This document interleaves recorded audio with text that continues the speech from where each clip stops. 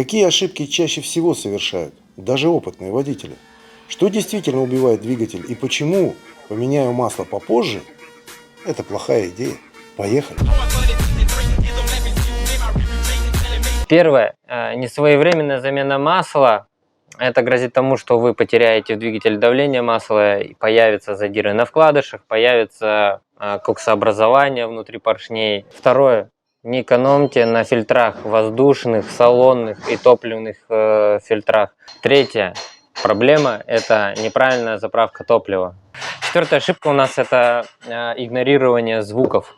Элементарно вы там едете, у вас появился скрип, появился гул подшипников, и вы такие: музыку громче, глаза закрыты. И все, и где-нибудь в кювете. Раз, два, три, и вперед. Раз, два, три, и в кювет! Тихо лужи покрывает лед.